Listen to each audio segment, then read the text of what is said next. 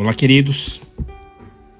Estamos aqui mais uma vez para falar de algo muito interessante que pode nos levar a novas dimensões e os nossos pensamentos podem ser diferenciados a partir do momento que nós começar a entender para onde Deus quer nos levar.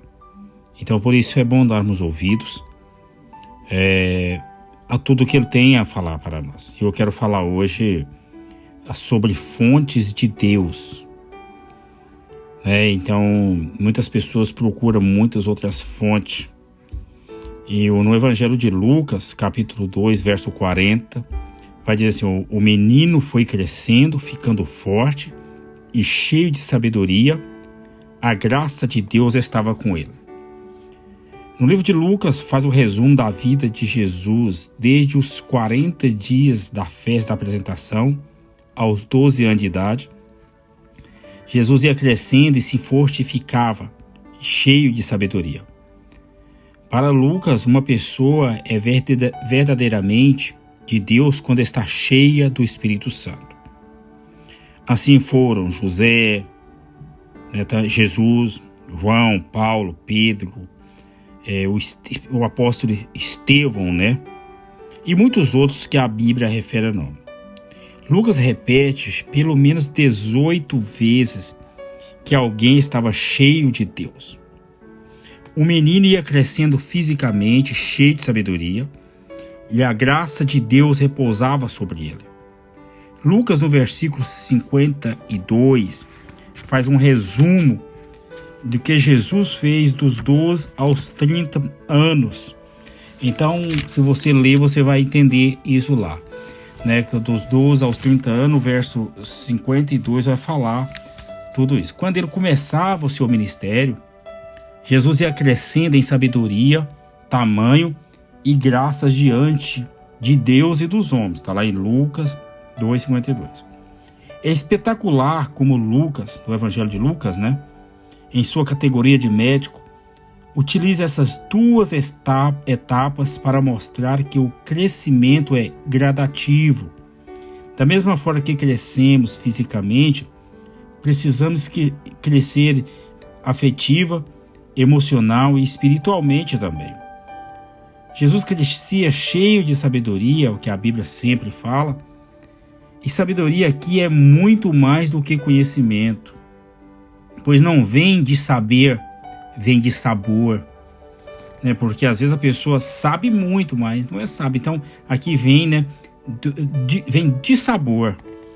Havia uma profetisa na Ata também, em Lucas narra, chamada Ana, filha de Famuel. Se você ler lá, você vai encontrar, da tribo de Assé.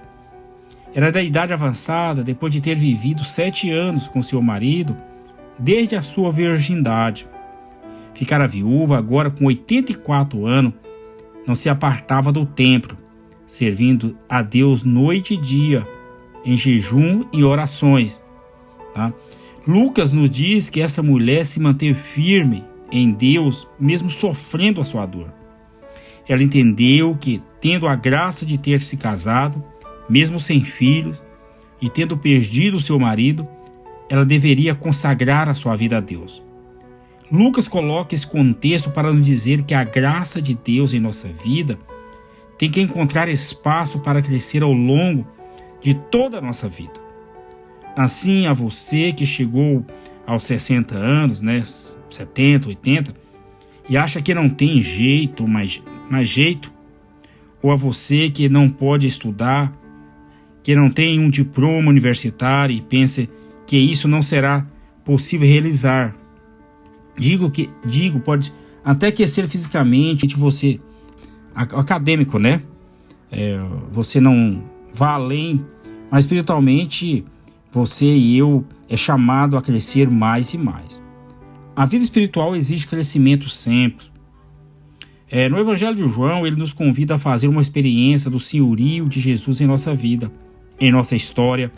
Devemos tomar posse da redenção.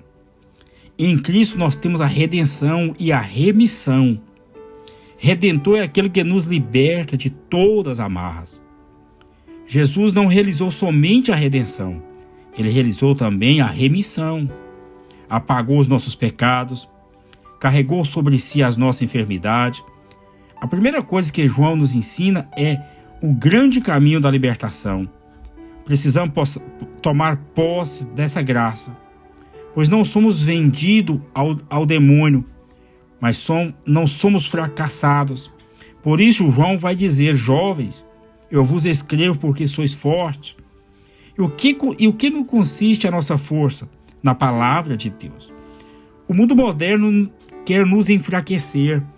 Trata-se de uma juventude fraca, doente, de casais fracos, doentes, de pastores fracos, doentes, religiosos fracos. O demônio nos amarra, e é claro que amarrados somos fracos, somos doentes e caímos diante de qualquer situação. O demônio vai nos amarrando e fazendo com que acreditemos nele. Depois basta um mínimo movimento para ele nos derrubar. O problema é acreditar que somos fracos. Deus nos escolheu antes de fazer o mundo, né? O ser humano tem um valor. Eu sei que você sabe disso, um valor imensurável, incomensurável. Por ser imagem e semelhança de Deus, precisamos ressaltar a dignidade da pessoa humana. Jesus assumiu um corpo igual ao nosso e depois foi capaz de entrar em um corpo como esse. Jesus faz isso a cada segundo em que respiramos e recebemos o ar, que é o sopro de Deus. Jesus opera essa maravilha de morar em nós cada vez que o recebemos na Santa Ceia ou através da palavra. Por isso precisamos renovar sempre buscando a palavra de Deus, tomar consciência dessa dignidade humana e não deixar o demônio nos enganar dizendo que não valemos nada. Quando buscamos para sermos felizes, algo ou alguém fora de nós, buscamos sempre a aprovação dos outros. Colocamos nossos valores nas pessoas e quando alguém tira aquilo em que colocávamos nosso valor, desmoronamos porque perdemos nossos referenciais. Um exemplo disso é a história do rei que teve um problema nas pernas e não podia mais andar. Fornecer-lhe uma muleta, mas ele tinha muita vergonha de andar com aquela perna de pau sozinho. Na qualidade de rei, resolveu ordenar que todas as pessoas andassem com muleta. Com o tempo, naquele reinado, as pessoas foram acreditando que andar de muleta era o único jeito de viver. O inimigo inventou um monte de muleta para nós. São elas os amuletos, o cigarro, as drogas, a prostituição, os aplausos, a aprovação social, a fama. Fazemos coleção de muleta e com isso a vida vai ficando terrivelmente triste. Não podemos mais correr, brincar, né? Às vezes deixamos de ir na igreja, de participar de algo que traz alegria para a nossa família, porque ficamos presos nas muletas. E ela se torna uma carga pesada. É isto que o inimigo quer. É isso que o inimigo faz. Ele cria muletas e ele nos tornamos fracos. João afirma: eu vos escrevo, jovens, porque venceste o maligno. Ele fala do mal que existe no mundo.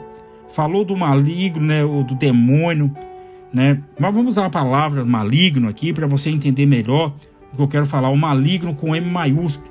O mesmo maiúsculo que está no Pai Nosso, quando Jesus nos ensinou: livra-nos do mal. Mais uma vez, João volta a nos dizer: jovens, eu vos escrevo porque sois fortes.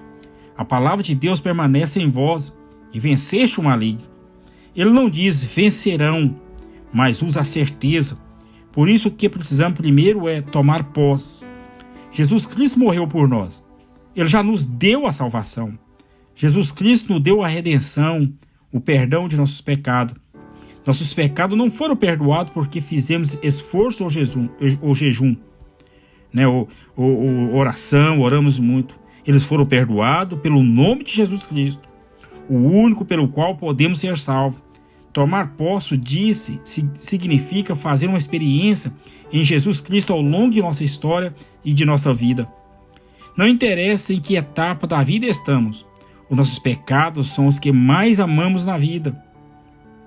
Quanto de nós já estão, por exemplo, com 40, com 60, sei lá quantos anos, de idade e guarda pecados que quando tinha 7 anos de idade. O pecado guardado fica esperando para brotar com força total. Com força total, meus amados.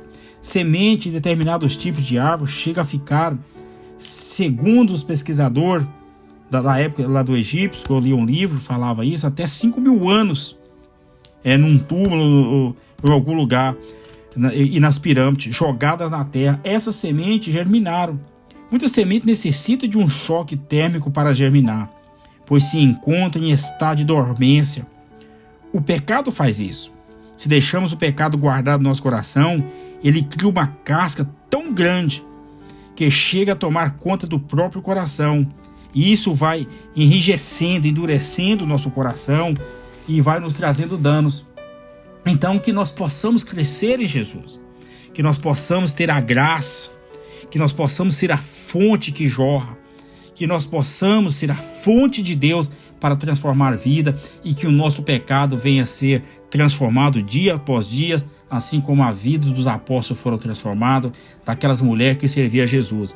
Então que Deus te abençoe, que Deus te guarde e nos ajude a chegar mais perto de Deus para que sejamos uma fonte de vida. Tenha uma boa noite, um bom dia onde você está, ou uma boa tarde. E até um próximo encontro, tá? Vai nos acompanhando aí. Nós temos sempre a palavra da verdade, a palavra que liberta, que cura e que sara, e que te sara também, tá? Um abraço a você e até um próximo encontro.